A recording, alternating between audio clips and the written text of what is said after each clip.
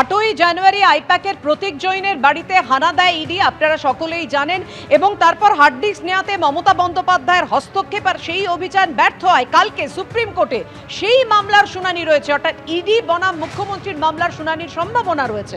অতএব কালকেই মামলার শুনানির সম্ভাবনা রয়েছে সুপ্রিম কোর্টে। তুমি জানো যে 8ই জানুয়ারি যখন ওই কয়লা পাচার কাণ্ডের তদন্তে নেমে ইডি আইপ্যাকের ডিরেক্টর প্রতীক জৈনের বাড়ি এবং অফিসে তল্লাশি অভিযান চালায়, সেই সময় যে অভিযোগটা ওঠে, মুখ্যমন্ত্রী মমতা বন্দ্যোপাধ্যায় তিনি পুলিশ প্রশাসনের কর্তাদের নিয়ে গিয়ে ইডির তল্লাশিতে বাধা দিয়েছেন এবং ইডি তল্লাশি করে যে সমস্ত নথিপত্র বাজেয়াপ্ত করেছিল সেগুলো মুখ্যমন্ত্রী জোর করে নিয়ে চলে আসেন। এইটা ছিল ইডির অভিযোগ।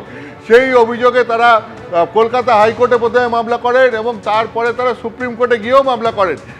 এবং এই ক্ষেত্রে মুখ্যমন্ত্রী মমতা বন্দ্যোপাধ্যায়ের পক্ষ থেকে আদালতে যেটা দাবি করা হয়েছিল যে মুখ্যমন্ত্রী মমতা বন্দ্যোপাধ্যায় ইডির অনুমতি নিয়ে ওই সমস্ত নথিপত্র নিয়ে এসেছিলেন এবং তিনি সেখানে গেছিলেন। তার কারণ আইপ্যাক দীর্ঘদিন ধরে তৃণমূল কংগ্রেসের বিভিন্ন রাজনৈতিক কর্মকাণ্ড সামলান এবং সেই রেড চলাকালীন তিনি সেখানে গিয়ে ইডির অনুমতি নিয়েই নথিপত্র নিয়ে এসেছিলেন।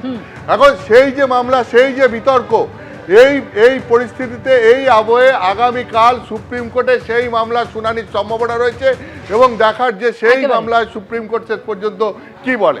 একদমই কালকে সেই মামলার দিকে আমাদের নজর রয়েছে, সুপ্রিম কোর্টের দিকে। ধন্যবাদ তোমায়।